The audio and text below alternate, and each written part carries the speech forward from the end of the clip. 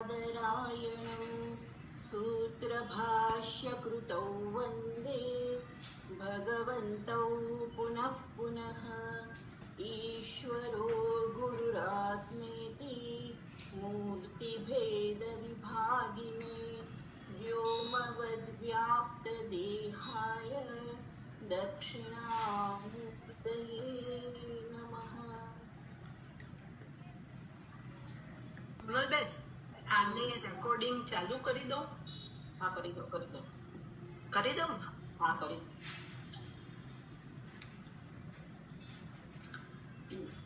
હવે આપણે આજે ભજ ગોવિંદમનો પ્રારંભ કરી રહ્યા છે. આપણે જો આમ જુઓ તો શંકરાચાર્યજીની આપણે આ ત્રીજું પુસ્તક ભણી રહ્યા છે. જે લોકો પહેલેથી જોડાયા છે એમને ખ્યાલ છે આપણે તત્વબોધ પણ ભણ્યા શંકરાચાર્યજીનું પુસ્તક. ત્યાર પછી આપણે સાધન પંચક અને આજે આપણે ત્રીજું એમનું જે સ્તોત્ર છે એના ઉપરનું આપણે અધ્યયન કરવા જઈ રહ્યા છે અને એ છે ભજ ગોવિંદ. હવે ભજ ગોવિંદ આપણે થોડીક શંકરાચાર્યજીની વાત કરી હતી વિરલભાઈ. હા, હવે આમાં આપણને અધર્સ છે એમાં પછી સ્વામીની જોડાશે તો ખબર પડશે ને. એ તો અધર્સ છે. જો તમારે અધર્સ છે ને એમાં તમે જેવું ક્લિક કરશો ને અને તમને એટલા પેજીસ બતાવશે કેટલા પેજીસ છે. એટલે તમે સ્ક્રોલ કરશો ને એટલે તમને કોણ કોણ છે અને કદાચ સ્વામીજી છેલ્લે આવશે ને તો છેલ્લું એમનું પેલું હશે. ઓકે, વાંધો નહીં. હા, અને તમને એવું હશે તો પણ કંઈક હરિઓમ કે કંઈક કહેશું એટલે જેથી કરીને ખ્યાલ. ઓકે, સરસ. હવે આપણે જયારે સાધન પંચકની શરૂઆત કરી ત્યારે આપણે થોડુંક શંકરાચાર્યજી વિશે જોયું.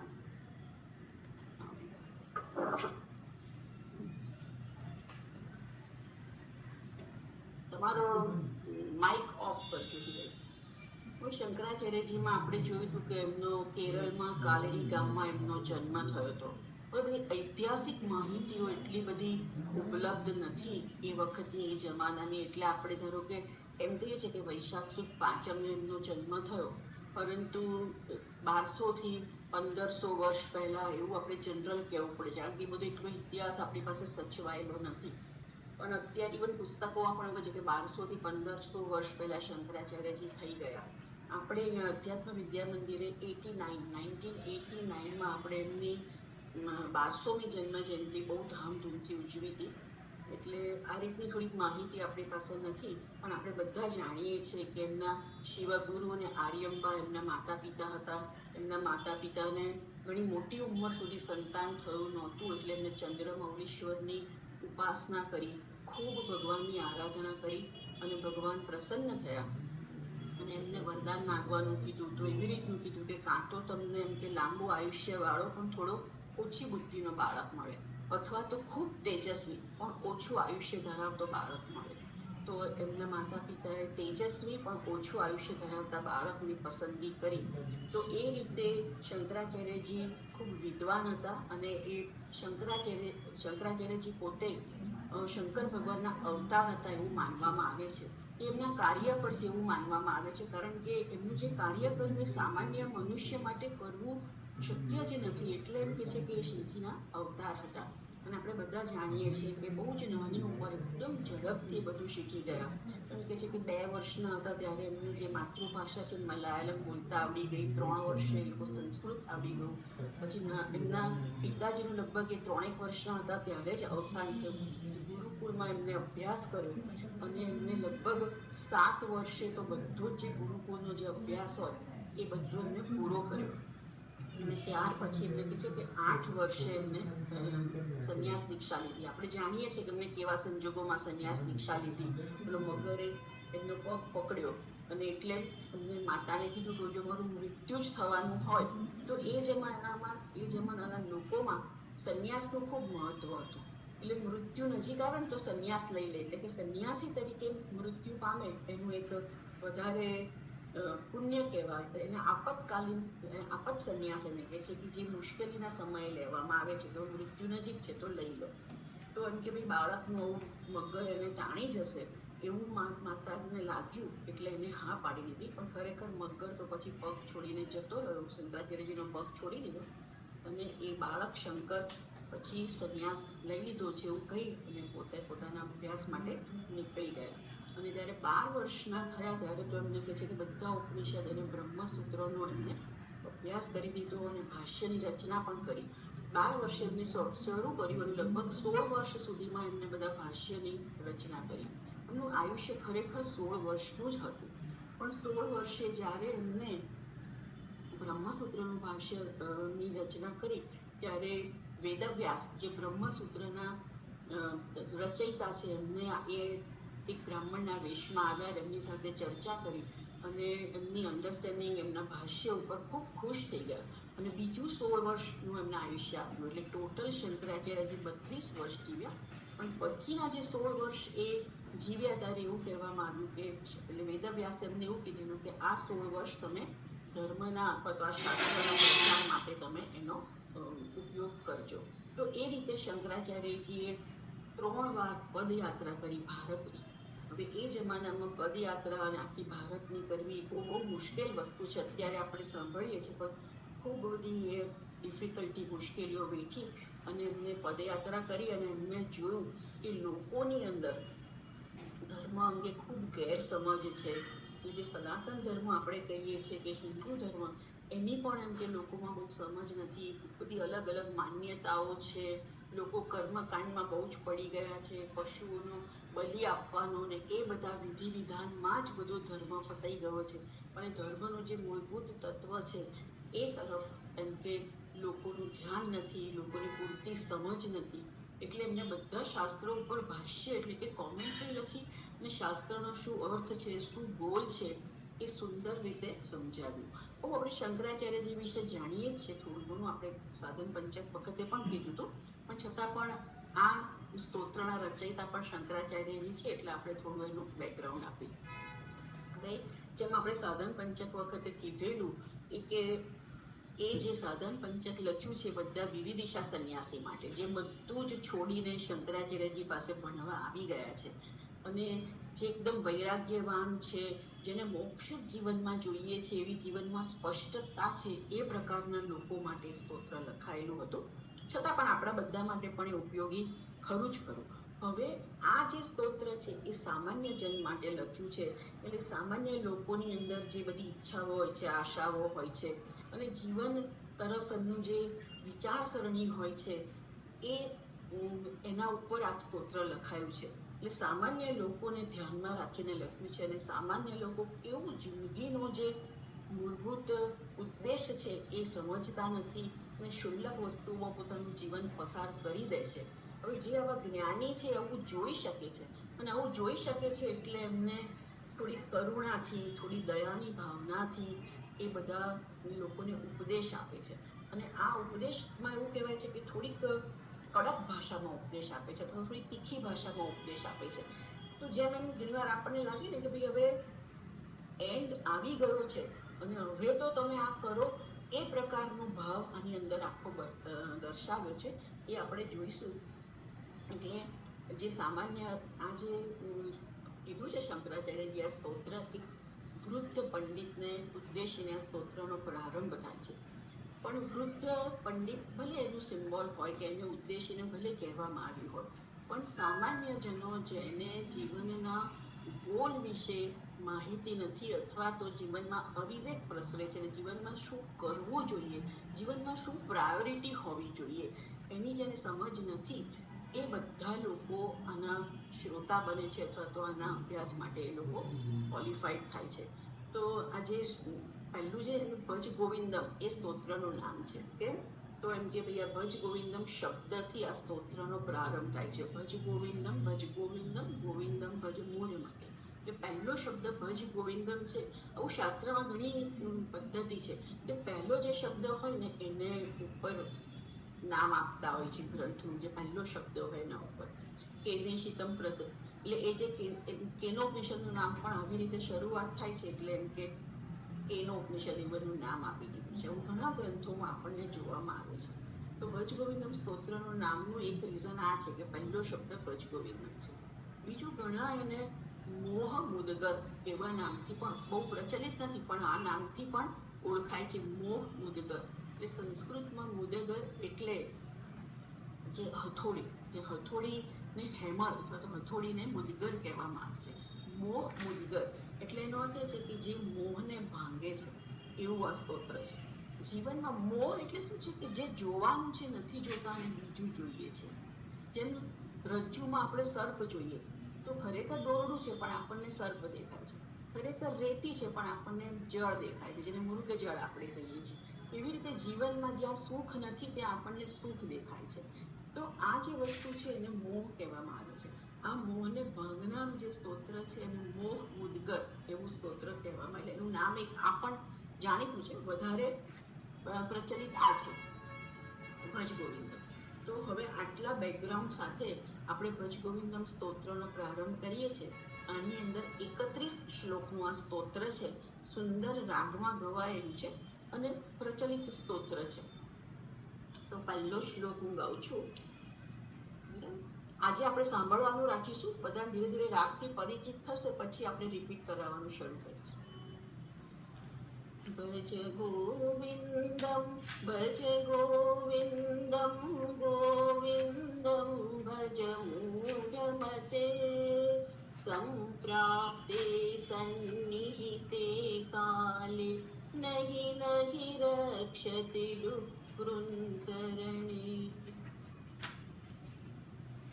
અર્થ બહુ સરળ છે, સામાન્ય સંસ્કૃત આવડતું હોય તો પણ ખ્યાલ આવે એ પ્રકારનો અર્થ છે કે ભજ ગોવિંદમ ગોવિંદમ ભજ મૂઢમતે. એટલે આમાં મેં કીધું એમ કે થોડા કડક શબ્દોમાં કીધું છે. એટલે મૂઢમતી એટલે જેને જીવનના ધ્યેય વિશે સ્પષ્ટતા નથી એને મૂઢ કહેવામાં આવે છે. એટલે મૂઢમતી એમ કે ગોવિંદનું ભજન કર, ગોવિંદનું ભજન કર એવું ઉલ્લેખીને કહે છે. કોને ઉલ્લેખીને કહે છે?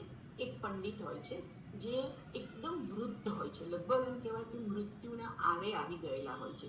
એ બનારસમાં આવી રીતે ઓટલા પર બેસી અને ડુક્કૃમ કરણે એટલે પાણીના ઘણા બધા ગ્રામરના સૂત્રો છે.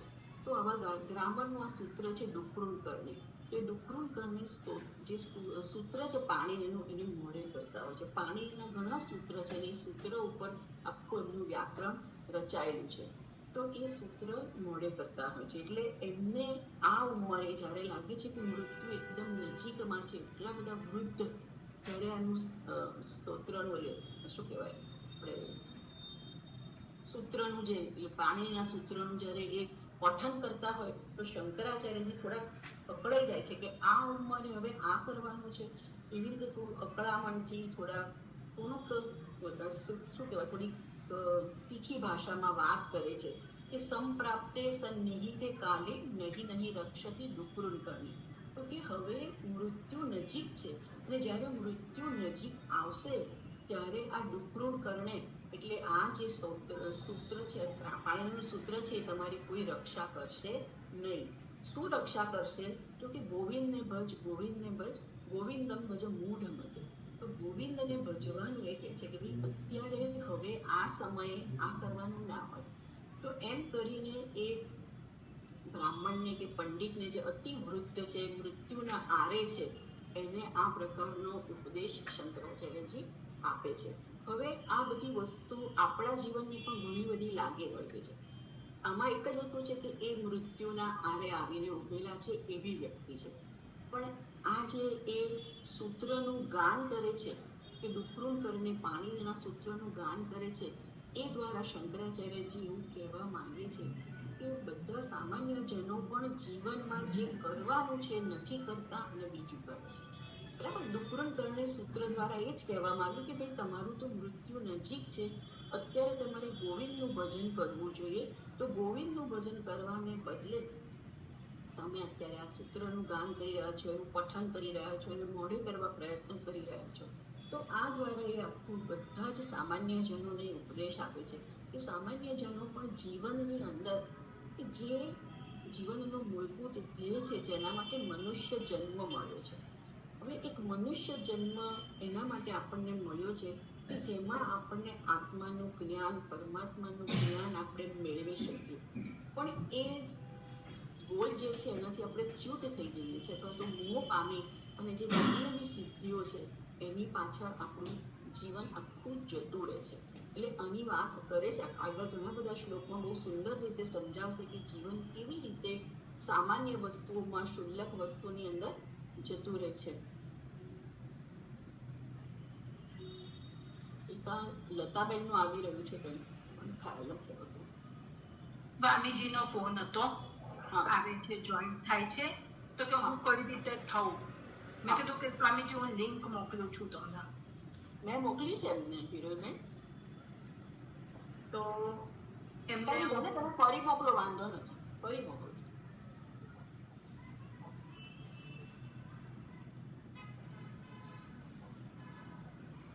તમે સોનલબેન કન્ટિન્યુ રાખો, હું એક જ મિનિટ, આ લિંક સ્વામીજીનો નંબર મારામાં સેવ નથી ને, એટલે સેવ કરીને મોકલવી પડશે મારે link.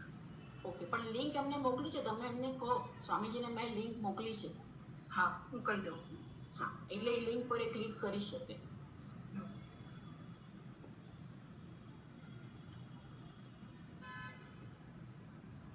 Hello, Hariom Swamiji. Hello, હાજી સ્વામીજી, આપને સોનલબેને લિંક મોકલેલી છે.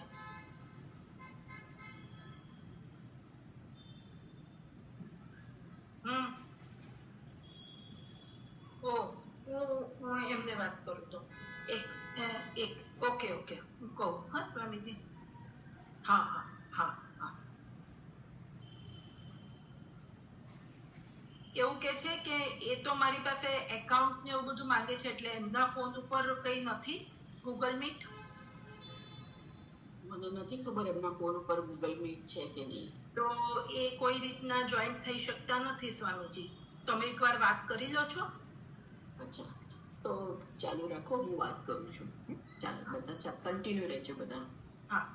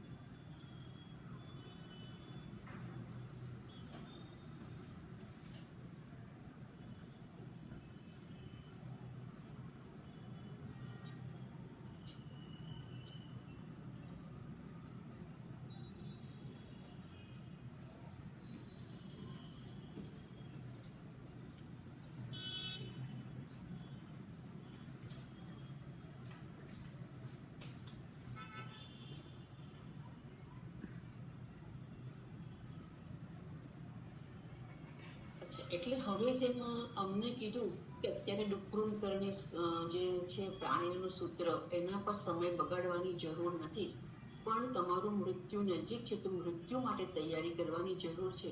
એમ આપણને પણ શંકરાચાર્યજી આ પંડિતના ઉદાહરણ દ્વારા આપણને કહેવા માંગે છે કે જીવન અંગે આપણે પણ વિચાર કરવો જોઈએ ને વિચારવું જોઈએ કે જીવનમાં મને ખરેખર શું જોઈએ છે.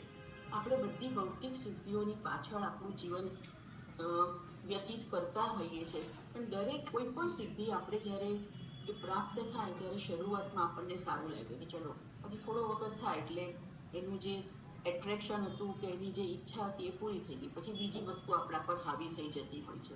એટલે આપણે કહીએ છીએ આગળના શ્લોકમાં આવશે કે નાનપણમાં કે બાળપણ આખું એમ કે રમત ગમતમાં વીતી ગયું, પછી યુવાનીની અંદર એમને ઓપોઝિટ સેક્સનું જે એટ્રેક્શન થાય એમાં જતું રહ્યું, પછી વૃદ્ધ અવસ્થામાં બધી અનેક ચિંતાઓ ઘેરી વળી, એમ આખું જીવન આપણું જતું રહે છે.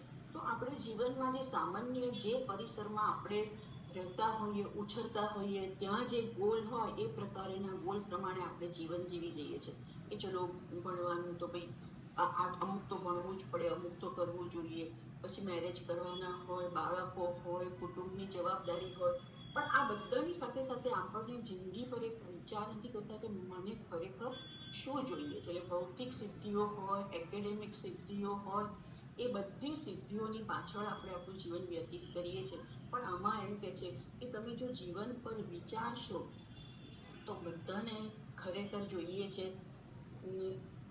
દુઃખમાંથી મુક્તિ, સ્વતંત્રતા, જે સ્મોલનેસમાંથી અને પૂર્ણતાની પ્રાપ્તિ. સ્મોલનેસમાંથી મુક્તિ, સ્મોલનેસ એટલે એકદમ જાણે હું ઇનસિગ્નિફિકન્ટ છું એ પ્રકારના ભાવમાંથી મુક્તિ.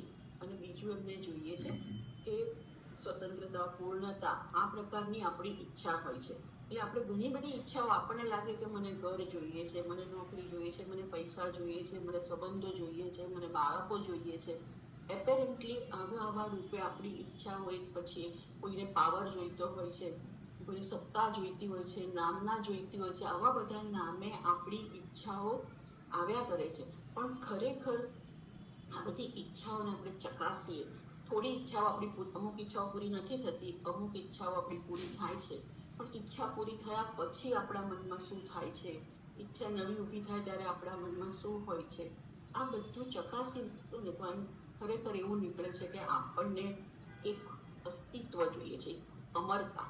મારું મૃત્યુ ક્યારે ના થાય એ પ્રકારની એક ફિલિંગ હોય છે. મને દુઃખ હંમેશા, મને સુખ જોઈએ છે. મને દુઃખમાંથી, સંતાપમાંથી, શોકમાંથી મને મુક્તિ જોઈએ છે અને મને જ્ઞાન જોઈએ છે. એટલે આ ત્રણ, એટલે કે છે કે તમે સમજો કે ના સમજો, પણ આ ત્રણ પ્રકારની વસ્તુઓ જ મનુષ્યને જોઈતી હોય છે. અને એટલે જ આપણી પ્રાર્થના છે ને, અસતોમાં સદ્ગમય, તમસોમાં જ્યોતિર્ગમય, મૃત્યુર્માં અમૃતમ ગમય. આ ખરેખર આજે ત્રણ ઈચ્છા આપણી છે કે મને સત એટલે અસ્તિત્વની ઈચ્છા છે. મને હંમેશા અમરતા ગમે છે. એક્ઝિસ્ટન્સ પૂરું થઈ જાય એવું મને નથી ગમતું હોય. બરાબર છે. એટલે અસતોમાં સદગમય, તમસોમાં જ્યોતિર્ગમય. એટલે મને હંમેશા જ્ઞાન માટે પ્રેમ હોય છે. મને જ્ઞાન જોઈતું હોય છે. મને અંધકાર, તમસ મને નથી જોઈતું હતું. અને મૃત્યુમાં અમૃતમ ગમય, મને અમર તત્વ જોઈએ છે. તો આ જે આપણી ઈચ્છા છે એ એમ કે મનુષ્ય માત્રની આ ઈચ્છા છે, ને આ ઈચ્છા જ આપણને સંતોષ આપવાની છે, આપણને ફૂલફિલિંગ, કે મેં જીવનમાં જે કરવાનું હતું એ કર્યું, એ કૃતકૃત્યતા આપણને આપવાની છે. ભૌતિક સિદ્ધિઓથી આપણને કૃતકૃત્યતા મળવાની નથી. એટલે આપણને આવું અનંત ફળ જોઈએ છે. જેમ ધારો કે સુખ, તો આપણને સુખ થોડોક સમય માટે જોઈએ છે, અમુક સ્થળે જોઈએ છે. આપણે સુખ માટે ધારો કે વિચાર કરીએ તો કે તને સુખ ક્યારે જોઈએ, તો કોઈ એવું કહે કે ના મને સવારે સુખ જોઈએ, પછી દુઃખ હશે તો ચાલશે. અત્યારે સુખ જોઈએ, પછી ભવિષ્યમાં દુઃખ હશે તો ચાલશે, તો કે ના. તો આપણને દરેક પરિસ્થિતિમાં, હું મારા ઘરમાં આવું ત્યારે સુખી ને બહાર જઉં ત્યારે દુઃખી, એવું આપણને નથી ગમતું હતું. તો આપણે વિચારીએ તો આપણને સુખ હર હંમેશ જોઈએ છે. સર્વકાળમાં, સર્વ પરિસ્થિતિની અંદર અને સર્વ સ્થળે, તે દેશ, કાળ અને ત્રણેય જગ્યાએ આપણને સુખ જોઈએ છે. બરાબર. સર્વ જગ્યાએ જોઈએ છે, સર્વ કાળમાં જોઈએ છે, અને સર્વ પરિસ્થિતિમાં આપણને સુખ જોઈએ છે.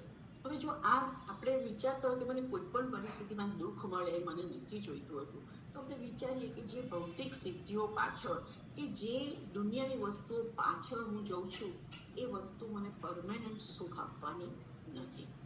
બરાબર. એ વાત તો નક્કી.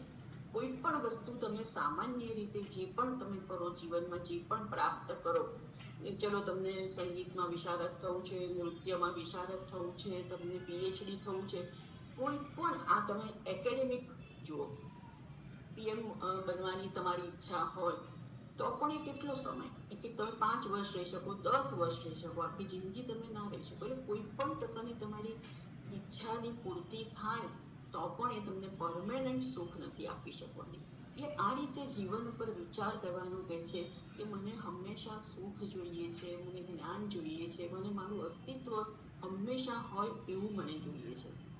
હીરાબેન, સ્વામીજીને એક ફોન કરો, એમને ક્યાં અટક્યા? તો આ રીતની આપણી જે ઈચ્છા છે, મેં કીધું એમ કે અસતોમાં સદ્ગમય, તમસોમાં જ્યોતિર્ગમય, મૃત્યોર્માં અમૃતમ ગમય. હા, હું કહું છું છેલ્લે નહીતર કાર્તિકને ફોન કરું. કાર્તિક કે નહીં એ જ મને ખબર નથી આશ્રમમાં. હા, તમે સ્વામીજીને પેલા પૂછી જો ક્યાં અટક્યા એ. હા.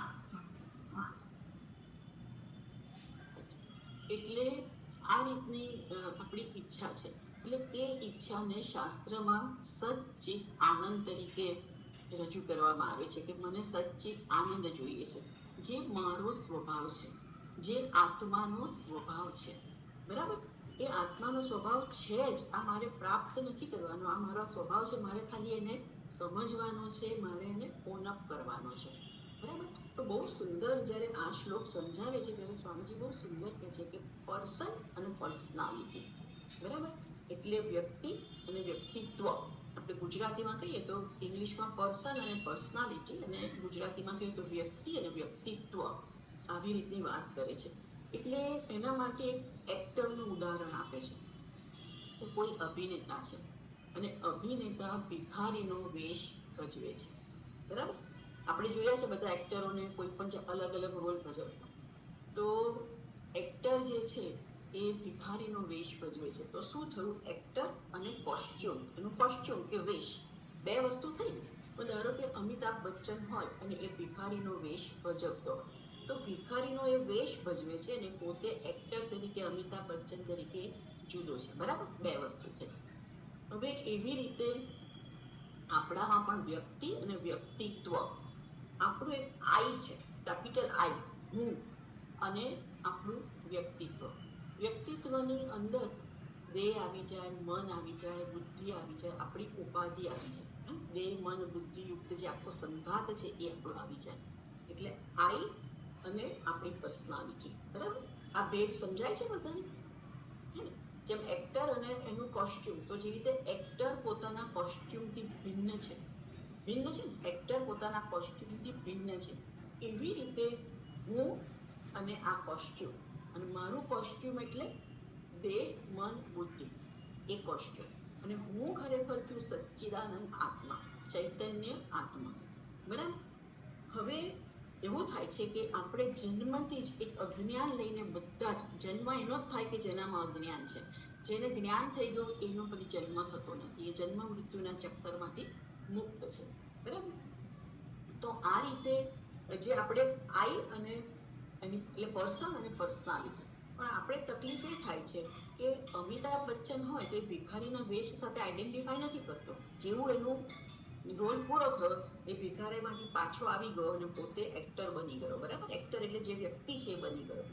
તો આપણી જયારે વાત કરીએ છીએ તો આપણામાં શું થાય છે કે આપણે આઈ એટલે સચ્ચિદાનંદ પૂર્ણ છીએ, સચ્ચિત આનંદ.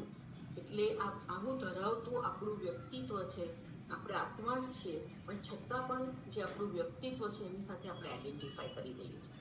એટલે આપણે બુદ્ધિ સાથે, મન સાથે અને આપણે શરીર સાથે. એટલે શરીરની મર્યાદા મારી મર્યાદા બની જાય છે. એટલે આપણને મૃત્યુનો એક ડર લાગે છે. કેમ? કારણ કે આપણને, હા બોલો હિરલભાઈ. હા, સ્વામીજી સાથે વાત થઈ અને કાર્તિકને મેં ફોન કર્યો. હા, એટલે એ સ્વામીજી કે એ આશ્રમમાં છે કે નહીં મને ખબર નથી, પણ કાર્તિક આશ્રમમાં છે અત્યારે. એટલે મેં એમને કીધું કે તમે સ્વામીજી પાસે જાઓ, અને એ કે મને બોલાયો નથી. મેં કીધું ના, મારે વાત થઈ ગઈ છે, એટલે તમે સ્વામીજી પાસે જઈ અને સોનલબેને લિંક મોકલી છે, તો એવું એ જરાક એવી રીતના સેટ કરી આપો, એવું મેં હાલમાં કીધું છે. Okay okay. તો હવે આપણે જે વાત કરતા હતા પર્સન અને પર્સનાલિટી, તો હવે આપણી તકલીફ એ થાય છે કે આપણે આપણા દેહ, મન અને બુદ્ધિ સાથે આઈડેન્ટિફાઈ કરી દઈએ છીએ. એટલે દેહ સાથે આઈડેન્ટિફાઈ કરવાથી હું મૃત્યુને અધીન છું એ પ્રકારની આપણી ફિલિંગ આપે છે. મન ગમે તેટલું હોય પણ મનની શક્તિની મર્યાદા છે. એક વ્યક્તિ કરતા બીજી વ્યક્તિ ચડિયાતી હોય, એક વ્યક્તિમાં બહુ જ ઓછી શક્તિઓ હોય, બીજી વ્યક્તિમાં ઘણી બધી શક્તિઓ હોય, પણ છતાં પણ કોઈનામાં બધું જ કરી શકવાની શક્તિ નથી હોતી. આપણી યાદ શક્તિની મર્યાદા છે, આપણી વિચારવાની મર્યાદા છે, આપણી સમજવાની મર્યાદા છે. તો એ રીતે આપણી બુદ્ધિની, મનની પણ બધી મર્યાદા છે. પણ એને આપણા જે આપણને આપેલા આ શરીરને, ઉપાધિને હું ગણી લેવાથી પછી મને એવો રંજ રહે છે કે મને આ નથી આવડતું, મને પેલું નથી આવડતું, પેલાથી હું ઉતરતો છું, પેલાથી હું ચડિયાતો છું. તો આ પ્રકારની, એટલે હું જ્ઞાન સ્વરૂપ છું, હું આત્મા છું, હું પૂર્ણ છું, એ પ્રકારની ફિલિંગ રહેતી નથી. કારણ કે આપણું આઈડેન્ટિફિકેશન બુદ્ધિ સાથે, મન બુદ્ધિ સાથે થઈ જાય છે. એટલે આપણને જે સંઘાત આપ્યો છે એની જે સારાઈ છે અને એની જે મર્યાદા છે, એની માં આપણે પડી જઈએ છીએ અને એના આઈડેન્ટિફિકેશનથી આપણે દુઃખ અનુભવીએ છીએ. આ ક્લિયર થાય છે બધાને? એમાં કોઈ પ્રશ્ન છે બધાને? પર્સન અને પર્સનાલિટીની મેં જે વાત કરી એને કોઈ, એટલે હવે એવું થાય છે કે આપણે પોતાની જાતને વ્યક્તિત્વ કે શરીર માની લેવાને કારણે મર્યાદા અનુભવીએ છીએ. અને એ મર્યાદા અનુભવીએ છીએ એટલે મર્યાદામાંથી આપણે બહાર નીકળવા માટે પ્રયત્ન કરીએ છીએ. એના માટે આપણે એમ કે આત્મજ્ઞાન, હું મારા આત્માનું જ્ઞાન મેળવું, એવું બહુ ઓછાને સમજાય છે. બધા લોકો એ મર્યાદા અનુભવે છે અને મર્યાદાથી મુક્ત થવા માટે દુનિયાવી સિદ્ધિઓનો તરફ જતા રહે છે. કે ભૌતિક સિદ્ધિઓ તરફ, દુનિયાવી સિદ્ધિઓ તરફ બધા પોતાનું જીવન વ્યતીત કરે છે. અને જીવનમાં એમને ક્યારે પણ એવો વિચાર નથી આવતો કે હું જેના માટે મારું જીવન આખું વ્યતીત કરું છું એ વસ્તુઓ મને ખરેખર શું આપશે અને મને જીવનમાં કૃતજ્ઞતાની ફિલિંગ આપશે. આ પ્રકારનું એક શંકરાચાર્યજી સૂચવે છે. જેમ પેલા વૃદ્ધ પંડિત એવું કર્યું ને કે ડુકરું કરણે, તો એનું જે અત્યારે જે કરવાનું છે નથી કરતો અને બીજું કરે છે કે એને ગોવિંદને ભજવાનું છે, એના બદલે સૂત્ર મોડે કરે છે. તો એવી રીતે આપણું પણ જીવનમાં એવું થતું હોય છે કે જીવનમાં આપણે આત્માનું જ્ઞાન મેળવવાનું છે, આત્માની સમજ મેળવવાની છે. એટલે મને જોઈએ છે પૂર્ણતા, અનંતતા, અમરત્વ. તો એ મેળવવાને બદલે હું દુનિયાવી સિદ્ધિમાં મારું સુખ શોધું છું. અને આપણે જાણીએ છીએ કે દુનિયાવી સિદ્ધિમાં ગમે તેટલી સિદ્ધિ મળે તો પણ એની એક મર્યાદા હોય છે. ઉદાહરણ એક આપે છે ને કે ભાઈ ઘણાને એમ થાય કે ચલો મારું ઘર નથી, મારું પોતાનું ઘર થઈ જાય, પોતાનું ઘર થઈ જાય. પોતાનું ઘર થઈ જાય એટલે પછી એના બાજુ જુદી રીતના બંધન આવે કે ઘર ખુલ્લું મૂકીને ના જવાય. ઘરના લગતા અનેક પ્રશ્નો, ઘર એક બંધન બનીને પણ રહી જતું હોય છે કે એની સાચવણી અને એની કેર કરવાની, એનું બધું જોવાની એ પણ વસ્તુ થઈ જતી હોય છે. એવી રીતે નોકરીની વાત, નોકરી નથી, નોકરી નથી, નોકરી નથી. નોકરી મળે એટલે પછી નોકરીની મર્યાદા પણ આવે કે શનિ રવિ તમે ફ્રી હોઈ શકો, બાકીના દિવસમાં ફ્રી ના હોય. તમારો દિવસનો 10 થી 5 કે 10 થી 6 સમય નોકરીમાં જતો રહે.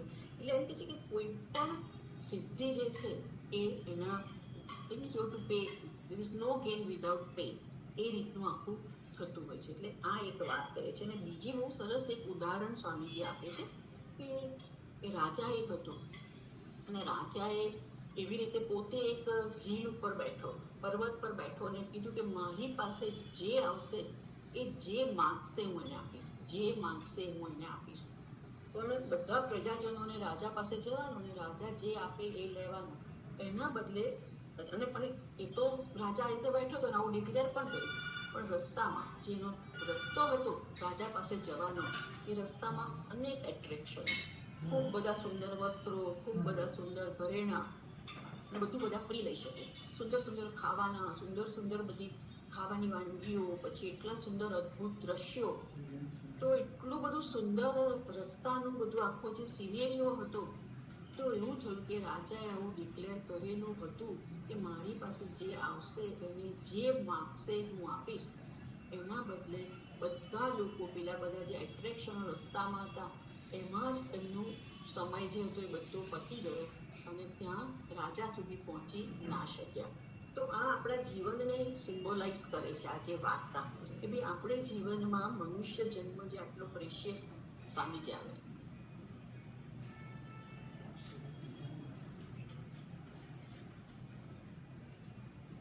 હરિઓમ સ્વામીજી. હરિઓમ. સ્વામીજી આપ બોલો એટલે ઉપર સ્ક્રીન પર આવશે.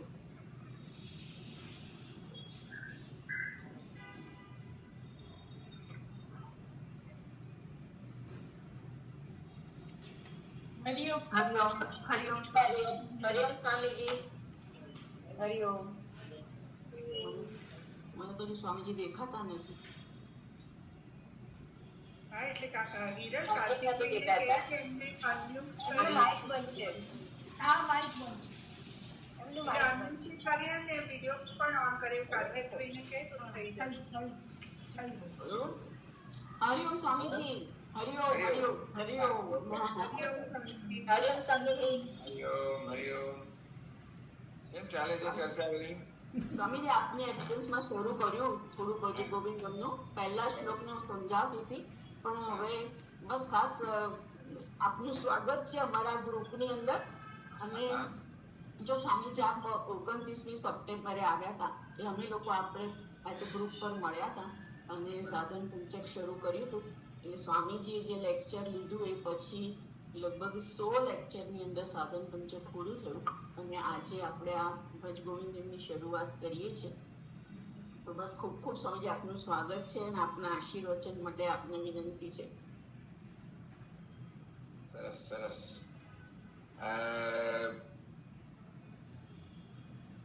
હજુ ગોવિંદમ બધા જાણે છે એ પ્રમાણે કહ્યું છે સોનલબેને કે ભગવાન આદિ શંકરાચાર્યની રચના છે અને કદાચ એની કથામાં કહી હશે કે એકવાર શંકરાચાર્યજી જઈ રહ્યા હતા અને એમણે પંડિતને જોયો અને પંડિત તો વ્યાકરણના સૂત્રો ગોખતો હતો. એ જોઈને હૃદયમાં અત્યંત કરુણા જન્મી કે આ વૃદ્ધ માણસ અત્યારે શું કરી રહ્યો છે. એને પોતાના જીવનનું કલ્યાણ કરવાને બદલે એ કઈ પ્રવૃત્તિમાં અટવાયેલો છે. એને જીવનના ધ્યેયનો કોઈ ખ્યાલ નથી અને તેથી જે કરવું જોઈએ કરતો નથી. એટલે કહ્યું ભજ ગોવિંદમ ભજ ગોવિંદમ ગોવિંદમ ભજ મૂળ. એ મૂળ મતે એની બધી મૂળ થઈ ગઈ છે. એનો અર્થ એ થયો કે આપણે ખોવાઈ ગયા હોય પણ ખબર ના આપણે ખોવાઈ ગયા છીએ. એને મૂળ કહેવાય. જાણે છે કે હું ખોવાઈ ગયો છું, ભટકી ગયો છું, એ તો જાણે માર્ગ શોધવાનો પ્રયત્ન કરશે. પણ જે જાણતો નથી, જે ભટકી ગયો છે, જાણતો નથી કે હું ભટકી ગયો છું, એ તો શોધવાનો પ્રયત્ન નહીં કરે. તો આ પંડિત આવો જ માણસ જોયો મૂળ મતે તું ભટકી ગયો છે, તને ખ્યાલ નથી કે જીવનમાં શું કરવાનું છે, શું ધ્યેય છે. તું મરણના આરે ઉભેલો છે અને મરણ વખતે તારું કોણ રક્ષણ કરશે. તું આ ભાવમાંથી આ જીવનમાંથી આગળ ભાવમાં જાય તો કયા પ્રકારની સંપત્તિ તારી સાથે આવશે. શી બધી વસ્તુ અહીં રહી જવાની છે અને એવું કયું છે જે તારી સાથે આવશે. તો આ બધું અહીં રહી જવાનું છે. આપણું શરીર અહીં રહી જશે, મન બુદ્ધિ અહીં રહી જશે. એટલે આ બધી જે બુદ્ધિની સિદ્ધિઓ છે જેમ કે વ્યાકરણ વગેરે અને એ સિદ્ધિમાં બધી જ આવી જાય. ધન, સંપત્તિ, સત્તા, પ્રતિષ્ઠા આ બધી વસ્તુ આવી જાય. બધી સિદ્ધિઓને આપણે જીવનનો ધ્યેય માનીએ છીએ અને એની પાછળ આપણે બધો જ પ્રયત્ન કરતા હોઈએ છીએ. એટલે કહેવા માંગે જીવન પર વિચાર કર્યો છે કોઈ દિવસ કે શું આ વસ્તુઓ આ સિદ્ધ કર્યા પછી પણ ખરેખર તે જીવનમાં કંઈ પ્રાપ્ત કર્યું છે, તારું પોતાનું કલ્યાણ કર્યું છે. જીવનમાં આ સિદ્ધિઓ ખોટી છે નથી કહેવા માંગતા, પરંતુ આ સિવાયનું પણ આપણા જીવનનું એક બીજું ડાયમેન્શન છે. એને આપણે આધ્યાત્મિક ડાયમેન્શન કહીએ, આધ્યાત્મિક વ્યાપ કહીએ. તો એક તો શરીરની સિદ્ધિઓ છે, એક તો મનની સિદ્ધિઓ છે, એક બુદ્ધિની સિદ્ધિઓ છે અને આ છેલ્લા આત્માની સિદ્ધિઓ છે. આમ તો કહી શકાય કે આપણું મોટાભાગનું જીવન તો દેહની સિદ્ધિઓ માટે, બુદ્ધિની સિદ્ધિઓમાં જતું હોય છે. પણ ક્યારેક તો મનમાં આવું કંઈક હોવું જોઈએ કે આમ છતાંય મારું જીવનમાં હજી મને સંતોષ નથી. જીવનમાં આટલું બધું પ્રાપ્ત કર્યું, ભૌતિક સ્તરે, વ્યાવસાયિક સ્તરે, બધી ભૌતિક સિદ્ધિઓના સ્તરે ઘણું પ્રાપ્ત કર્યું. પરંતુ જે સંતોષ થયો છે આત્મસંતોષ એ થતો નથી. જો આ વ્યક્તિ પોતાના મન પર ધ્યાન આપે તો ખબર પડે કે હજી મને સંતોષ નથી. મારી પાસે જે કઈ છે, જે કઈ સિદ્ધ કર્યું છે એ બધાથી મને સંતોષ નથી. એને ખ્યાલમાં આવે ત્યારે પછી કદાચ એ બીજી કોઈ જાતનું અન્વેષણ કરે કે ભાઈ શું વસ્તુ છે જે મારે પ્રાપ્ત કરવી જોઈએ, જેને સંતોષ મળે. એ તરફ શંકરાજી ધ્યાન દોરી રહ્યા છે કે આ બધી સિદ્ધિઓ તો મેળવી વ્યાકરણની. અને વ્યાકરણની સિદ્ધિ એટલે બધી દુનિયાની સિદ્ધિઓ બધી આવી જાય એની અંદર. એટલે એમાં બુદ્ધિની સિદ્ધિઓ આવી જાય, અહંકારની સિદ્ધિઓ આવી જાય, ધન સંપત્તિ બધું આવી જાય, પ્રતિષ્ઠા, સત્તા. આ બધી સિદ્ધિઓ ન પ્રાપ્ત કર્યું નથી, પણ આ બધી સિદ્ધિઓ તેને કોઈ ટકાઉ સંતોષ આપવાની નથી. સિદ્ધિ પ્રાપ્ત થાય ત્યારે ક્ષણભર સંતોષ મળે આપણને, વળી પાછા આપણને એવી લાગણી થાય, અસંતોષની લાગણી પાછી આવી જાય. પછી બીજું કંઈક કરો, કંઈક મને ક્ષણિક સંતોષ મળે, વળી પાછો અસંતોષ આવી જાય. એટલે તું વિચાર તો ખરો જીવનમાં કે તું શું શોધે છે. તો ટકાઉ સંતોષ શોધે છે, ક્ષણિક સંતોષ નહીં. એટલે જીવનની સિદ્ધિઓ છે, ભૌતિક સિદ્ધિઓ, દુનિયાવી સિદ્ધિઓ, અહંકારની સિદ્ધિઓ, મેં કહ્યું ધન, સત્તા, સંપત્તિ, પ્રતિષ્ઠા, આ જે સંતોષ આપે, ક્ષણિક સંતોષ આપે. પણ મળે ત્યારે લાગે બસ મને બધું પૂરું થઈ ગયું. થોડા વડે આપણને એની પોકાતા સમજાય કે ના તો બરોબર નથી. તમે હિમાલયમાં જો મુસાફરી કરી હોય, યાત્રા કરી હોય, આપણે તો ચડતા હોઈએ, સામેથી લોકો આવતા દેખાય, કેટલે દૂર છે, બસ એની પાછળ જ છે. પાછળ બીજો પહાડ, બીજા એની પાછળ જ છે. એક પહાડ પછી બીજો પહાડ, પછી ત્રીજો પહાડ, પછી ચોથો પહાડ. આવી ગયા એમ લાગે આપણને, આવી ગયા એવું લાગ્યા કરે.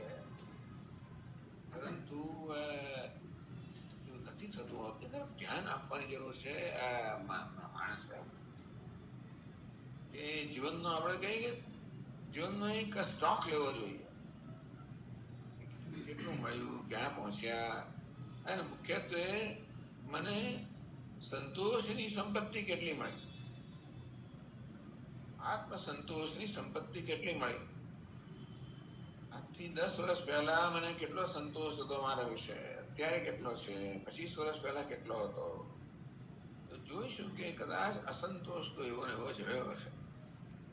પહેલા મને 5 રૂપિયા મળતા હતા, અસંતોષ હતો. પછી 50 મળતા થયા, લાખ મળતા થયા, બધું મળતું થયું, સિદ્ધિઓ મળતી, પણ અસંતોષ જે છે એ તો એવો ને એવો જ રહ્યો. એવું માણસ જો જુએ તો એને સમજ પડે કે આ બધું મેળવવા છતાં જે મને ખરેખર જોઈએ છે દ્વારા ઈગો આત્મસંતોષ મળતો નથી. એ તરફ ધ્યાન દોરી રહ્યા છે શંકરાચાર્ય મહારાજ કે હું જે મતે તું જીવનમાં અટવાઈ ગયો છું, ખોવાઈ ગયો છું, અને એ ખબર પણ નથી તો ખોવાઈ ગયો છું. એટલે ઘણી આપણે ભટકી ગયા હોઈએ, પણ આપણે સાચા રસ્તે જઈ રહ્યા છીએ, આગળ ગયા જ ચાલ્યા જ કરીએ કે દોડ્યા જ કરીએ. તે રીતે હે મૂળમાંથી ખોવાઈ ગયો, તું ભટકી રહ્યો છે, તને ખબર તું ભટકી રહ્યો છે. તું જે અત્યારે કરી રહ્યો છે જીવન જઈ નથી, કારણ કે તને જોઈએ છે તું શું વિચાર તો કરે શું જોઈએ છે. આપણે શું કરીએ છીએ, બીજા કરતા એનું અનુકરણ કર્યા કરીએ. બીજા જે પાછળ હોય એ વસ્તુ આપણે મેળવ્યા કરીએ, આપણે એનો પ્રયત્ન કર્યા કરીએ. પણ બીજા જે મેળવે છે એવું તું મેળવીશ તો તને સંતોષ થવાનો છે.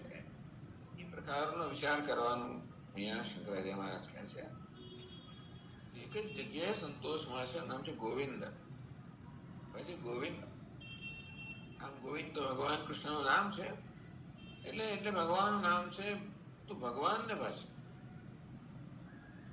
હવે ભગવાનના ભજનની અંતિમ પરાકાષ્ઠા છે ભગવાનના આત્મરૂપે જાણવા. જે કોઈ ભગવાનને આપણે જાણતા હોય, જે કશામાં આપણી શ્રદ્ધા હોય, જે કશામાં પ્રેરણા મળતી હોય અને ભગવાનનું ભજન કરવાનું, ભજનમાં પ્રાર્થના આવે, પૂજા આવે, ધ્યાન આવે, જપ આવે, બધું આવી જાય. જે આપણને ગમતું હોય કરીએ. એ કરવાનું પ્રયોજન મુખ્યત્વે એ છે કે ભાઈ આપણે ભગવાનની અનુગ્રહ પ્રાપ્ત થાય. જીવનમાં ભગવાન અનુગ્રહ અત્યંત આવશ્યક છે, કારણ કે આપણી પોતાની સ્થિતિઓ મર્યાદિત છે અને ખાસ કરીને આવું કંઈક આવું દેહ સિદ્ધ કરવું આધ્યાત્મિક તો ભગવાનની કૃપા અત્યંત આવશ્યક છે. એટલે ભગવાનનું ભજન જીવનમાં આવવું જોઈએ. ભજ ગોવિંદમ ભજ ગોવિંદ ગોવિંદમ પરિમૂઢ હતે. ભગવાનનું ભજન આવવું જોઈએ. ભગવાનની કૃપા પ્રાપ્ત થાય. અને બધું સોલબેન સમજાવ્યું હશે કે સમજાવશે ભજન કઈ કઈ રીતે થઈ શકે, ભક્તિના કયા કયા પ્રકારો છે સમજાવશે. શ્રવણમ કીર્તનમ વિષ્ણુ સ્મરણમ, શ્રવણ છે, સ્મરણ છે, કીર્તન છે, ભગવાન પ્રકારનું સેવન કરવું જીવનમાં. જે કરતા હોય એ જોડે જોડે આનંદ પર સમય કાઢવો, એ કશા બીજી રીતે ઈશ્વરનું સેવન કરવું. શ્રવણનો અર્થ છે કે ભગવાનના ગુણગાન, ભગવાનની લીલાઓ, ભગવાનની મહત્તાઓ, ભગવાનની કીર્તિ, ભગવાનની મહાત્મ્ય નું શ્રવણ કરવું. તો ભગવાન આપણા મનમાં શ્રદ્ધા જન્મે, પૂજ્ય ભાવ જન્મે. કીર્તન કરવું, આપણે પોતે પણ કોઈને કહીએ, સ્મરણ કરવું, શ્રવણમ કીર્તન વિષ્ણુ સ્મરણ, પાદ સેવન, પૂજા વગેરે કરવી. એટલે જીવનમાં આ પ્રકારે ઈશ્વરને સ્થાન હોવું જોઈએ.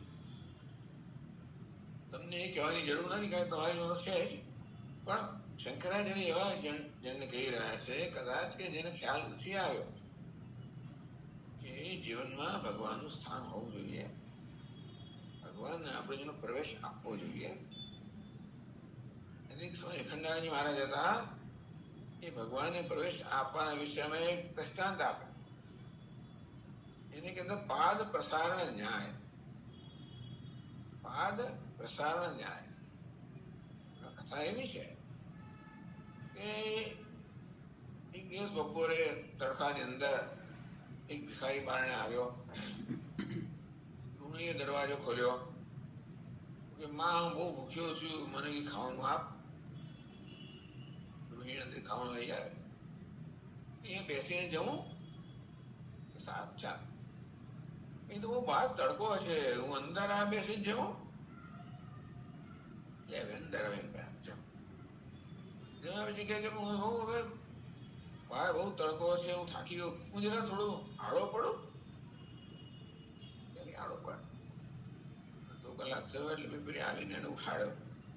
ચાલ ભાઈ હવે તું નીકળ, તું જા હવે તા. ક્યાં જવું? કેમ તું જ્યાંથી? અરે હું તો અહીંનો જ છું, અમારું જ ઘર છે. આવી રીતે ધીમે ધીમે ધીમે તમે તમારા પગ પ્રસાર કરો. આ તો ઉલટો દૃષ્ટાંત છે, પણ તમે કદાચ બલિરાજાની કથા સાંભળી હોય તો ભગવાન જયારે બલિરાજા પાસે ગયા વામનના રૂપમાં, ત્યારે ભગવાન તો વામન એટલે બટુક હતા. બલિરાજા કે બ્રહ્મદેવ હું શું કરી દઉં તમારા માટે? મને કઈ ના જોઈએ, હું તો બ્રાહ્મણ છું, બ્રહ્મચારી છું. અને માત્ર ધ્યાન કરવા માટે આટલી જમીન જોઈએ, 3 પગલા જમીન જોઈએ. પેલો આટલું શું માંગો છો? બાકી દુનિયાનો રાજા છું, જે માંગો આપી દઉં, અડધી પૃથ્વી આપી દઉં. ના ના ના, પણ આટલું જ જોઈએ, 3 પગલા જમીન. એમ કરીને બલીને છેતર્યો. 3 પગલા, 2 પગલા બધું માપી લીધું, 3જા પગલા માથા પર મૂક્યું. પાદ પ્રસારણ ન્યાય. ધીમે ધીમે ભગવાને પ્રસારણ કરતા કરતા બધું જૂટવી લીધું. જૂટીને બધું આપી પણ દીધું. એ રીતે ભગવાનને પ્રવેશ કરવાથી આપણે જીવનમાં ધીમે ધીમે ધીમે એ બધું કદાચ જૂટવી પણ લે એવું લાગે. એટલે આવું થયું જયારે ભગવાને આ પ્રકારે બલિરાજાને છેતરીને બધું પડાવી લીધું ને, બ્રહ્માજી ભગવાનને પૂછ્યું કે આ કઈ જાતનો ન્યાય છે? આ તમારો ભક્ત છે, એમાં વિશ્વાસ રાખીને જે માંગ્યું એને આપ્યું અને તમે એને છેતર્યો, કઈ જતો ન્યાય છે? બ્રહ્માજી ભગવાનને પૂછે. ભગવાન કહે કે જ્યારે હું મારા ભક્ત પર કૃપા કરવા માંગુ ને ત્યારે બધી સંપત્તિ છીનવી લો. અરે શું કરવા આવે? જેથી એને એનું ધ્યાન મારા તરફ ખેંચે. એની વસ્તુ હું લઈ લઉં એટલે શેવડ એનું ધ્યાન મારા પર ખેંચે. મારા તરફ ધ્યાન આકર્ષવા માટે હું કરતો હોઉં છું. એટલે ભગવાનની સજામાં પણ કૃપા રહેલી હોય એ પ્રકારની શ્રદ્ધા બલિરાજાનો છે જ. એ શ્રદ્ધા જો આપણને પણ આવે એ ક્યારે આવે? ધીમે ધીમે આપણે ભગવાનને જીવનમાં સ્થાન આપીએ. ભજે ગોવિંદમ, ભજે ગોવિંદમ. ગોવિંદનું ભજન કર, ભગવાનનું ભજન કર. હવે જો ભગવાનનું ભજન એવી જાતનો આપણને શ્રદ્ધા હોય, કોઈ સ્વરૂપમાં શ્રદ્ધા હોય તો બરાબર છે. કેટલાક લોકોને કદાચ એવી બધી શ્રદ્ધા ના પણ હોય કે હવે હું નથી માનતો, મૂર્તિ પૂજા કોઈ પૂજા નથી માનતો, ચાલ જન સેવા, જનાર્દન સેવા કોઈક રીતે જીવનની અંદર કંઈક સ્થાન હોવું જોઈએ, કંઈક અર્પણ હોવું જોઈએ, સમર્પણ હોવું જોઈએ. ભગવદ ગીતામાં ભગવાન કહે અર્જુનનું ધ્યાન દોરતા કે જુઓ આ જગત તરફ નજર કરો. જગતના બધા તત્વો છે સતત પોતાની જાતને સમર્પિત કરી રહ્યા છે. સૂર્ય દેવતા પોતાને સમર્પિત કરે છે, જગતને પ્રકાશ આપે છે. પૃથ્વી દેવતા સમર્પિત કરે છે, બધાને આધાર આપે છે, બધાનું પોષણ કરે છે. આમ આવી રીતે કુદરતનું દરેક તત્વ પોતાની જાતને સમર્પિત કરે છે. એ પ્રકારનું ભગવાને રચના કરે છે. ભગવાન જે રચના જે પ્રકાર કરી છે કે બધા સમર્પણનો એક આખો યજ્ઞ થઈ રહ્યો છે. એક વૈશ્વિક યજ્ઞ થઈ રહ્યો છે જેને કહેવાય સમર્પણનો યજ્ઞ. ભગવાન કે તમે એમાં જોડાઓ. આ ભગવાનનું ભજન થયું. ભગવાનને કયા રૂપમાં ભજો છો તો આપણે આપણા જીવનને કેવી રીતે ભગવાનને અર્પણ બનાવી શકીએ કે ચાલો હું જે કરતો હોઉં એમાં ભગવાન કેમ ખુશ થાય. એવું નથી કે આપણે જે કરતા હોય છોડી દેવાનું હોય, પણ એમાં કેવી રીતે ભગવાનને ખુશ થાય એમાં કેટલા નિસ્વાર્થ આપણે બની શકીએ છીએ. જે કે નાનું મોટું કામ કરીએ એમાં આપણે બીજાની જરૂરિયાત ધ્યાન રાખીએ છીએ અને આપણી પાસે ભગવાને જે આપ્યું છે કોઈ રીતે આપણે ધરીએ છીએ. આ પ્રકારની આપણી ભાવના હોય તો આપણે રોજબરોજ જીવન પણ ભગવાનની પૂજા બની જાય. ભિન્ન ભિન્ન રીતે શાસ્ત્રોમાં આપણે શીખવાડ્યું છે. અગત્યની વસ્તુ એ છે કે જીવનમાં આમ ગોવિંદનું ભજન જે રીતે આપણે સમજતા હોઈએ. કોઈ જન સેવાને જનાર્દન સેવા જાણતું હોય, કોઈ ભગવાનની મૂર્તિની પૂજા, કોઈ દેવ દર્શન, દાન, પુણ્ય કે બધી વસ્તુ ભેગી આ પ્રકારે ભજે ગોવિંદમ, ભજે ગોવિંદમ, ગોવિંદમ ભજે મૂળ મતે. ભક્ત તો છે અત્યારે ધનનો ભક્ત છે, સત્તાનો ભક્ત છે, પ્રતિષ્ઠાનો ભક્ત છે, પરિવારનો ભક્ત છે. કોઈને ભક્ત આપણે હોઈએ જ છીએ. વિચાર કર તું કોનો ભક્ત છે અને તું ગોવિંદનો ભક્ત બન. કારણ કે એમ કરવાથી અર્જુનનું કલ્યાણ થશે. આ રીતે જે માણસ મરણને આરે છે એને દૃષ્ટાંત તરીકે લઈને આ શ્લોકો કહેવામાં આવે જે આપણા બધાને લાગુ પડે છે. તો ભજે ગોવિંદમ બહુ ઉત્તમ સ્તોત્ર છે, સરળ છે. બરાબર, શ્લોકો બહુ સરળ છે, સરસ રીતે ગાઈ શકાય એવા છે, ભાષા પણ સરળ છે, સમજી શકાય એવા છે. તેથી આ સ્તોત્ર છે 30 શ્લોકનું. જાણવાનો, ભણવાનો, સાંભળવાનો, વિચારવાનો ખૂબ આનંદ આવશે. બસ સોનલબેનને તમને બધાને ખૂબ ખૂબ આશીર્વાદ કે તમારો આજે અભ્યાસ ચાલી રહ્યો, શરૂ થયો છે આજથી. એ બધા માટે ખૂબ પ્રેરણાદાયી બને, તમને આનંદ આપનારો બને, પ્રેરણા આપનારો બને અને જીવનનો માર્ગદર્શક બને. પછી જીવનમાં ધીમે ધીમે આપણે એક પ્રકારની દિશા પ્રાપ્ત કરીએ અને જીવનમાં આગળ વધીએ. બસ આ પ્રકારની બધાની શુભેચ્છાઓ સાથે સમાપ્ત કરું છું. બોલો જી સોનલબેન. સ્વામીજી, બસ આમ તો આપના આશીર્વાદ તમને પ્રાપ્ત થયા જ, અને આશા રાખીએ છીએ કે સુંદર રીતે આ સ્તોત્રનું અમે અધ્યયન કરીએ. સાધન પંચક પણ સરસ રીતે આપના આશીર્વાદથી શરૂ થયું હતું અને ખૂબ સુંદર રીતે પૂર્ણ થયું. બધાને પણ આનંદ આવ્યો, મને પણ આનંદ આવ્યો. શરૂ કરીને કઈ પ્રશ્ન પૂછવા છે સ્વામીજીને? કોઈ મનમાં પ્રશ્ન છે તો બધા પ્રણામ કરી શકે સ્વામીજીને. જે લોકોએ વિડીયો ઓફ રાખ્યો છે એ લોકો ઓન કરીને સ્વામીજીને પ્રણામ કરી શકે બધા. પ્રણામ સ્વામીજી, પ્રણામ. હરિઓમ સ્વામીજી, હરિઓમ. હરિઓમ, હરિઓમ. હરિઓમ સ્વામીજી. સ્વામીજી હરિઓમ. સ્વામીજી એક સવાલ છે. હરિઓમ સ્વામીજી. આપણે કઈ કારણસર આપણે રોજ ભગવાનની પૂજા કરીએ, સેવા કરીએ, પણ કંઈક આપણે આફતે આવી, કંઈક આપણું મન બેચેન થઈ ગયું, તો આપણે કે રોજ ભગવાનને આરતી ઉતારે છે, પણ મનથી જે આરતી ઉતારે, મનથી જાપ કરીએ, એ આપણી પ્રાર્થના ફરે. હવે જો બને ત્યાં સુધી પ્રાર્થના ફળે એવી જાતની અપેક્ષા ના રાખે તો સારું. નહીતર પછી નિરાશ થવાની સંભાવના છે. એટલે પ્રાર્થનાનું પરિણામ ભગવાન પર સોંપીએ. પ્રાર્થના કરીએ અને શું પરિણામ આપવું ભગવાનને સોંપી દઈએ તો પછી મનમાં પેલી અપેક્ષાઓ રહે, નિરાશાઓ થાય, એવું નહીં થાય. સાચી વાત. બરાબર.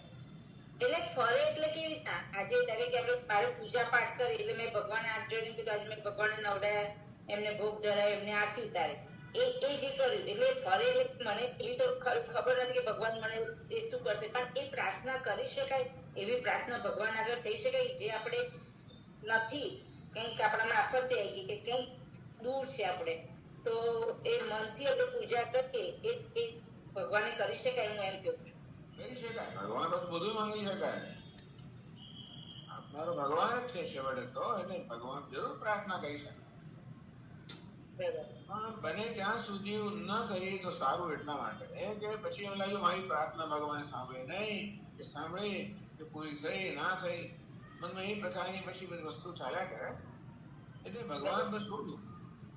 ભગવાન તું જાણે છે મને શું જરૂર છે, માટે તારે જે કરવું એ કર, અને મને તું બુદ્ધિ આપ અને શક્તિ આપ કે તું જે કરે કે ના કરે એને હું પ્રેમથી સ્વીકારી શકું, નિરાશ થયા વગર. હરિઓમ. હરિઓમ સ્વામીજી. હરિઓમ. હરિઓમ સ્વામીજી. હરિઓમ સ્વામીજી. સ્વામીજી પ્રાર્થનાના રૂપમાં એક શ્લોક ગાઈએ કે બધાના વતી. ત્વમેવ માતા ચ પિતા ત્વમેવ બંધુશ્ચ સખા ત્વમેવ વિદ્યા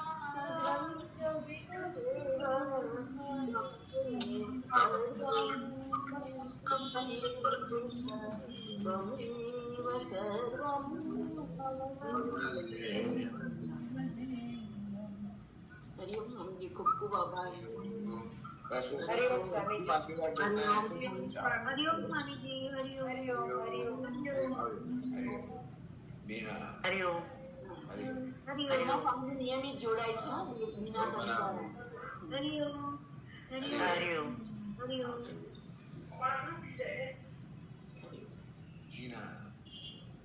શાંતિ પાઠ કરી લે સ્વામીજી. શાંતિ પાઠ. પૂર્ણમદ પૂર્ણમિદં પૂર્ણમુદચ્યતે પૂર્ણસ્ય પૂર્ણમાદાય પૂર્ણમેવાવશિષ્યતે.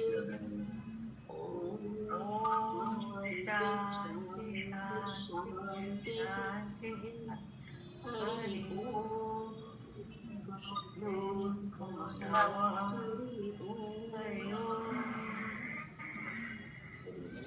નમસ્કાર. હરિઓમ. હરિઓમ. હરિઓમ. હરિઓમ સ્વામીજી. હરિઓમ સ્વામી મેડમ. હરિઓમ સ્વામીજી હરિઓમ. હરિઓમ. હરિઓમ.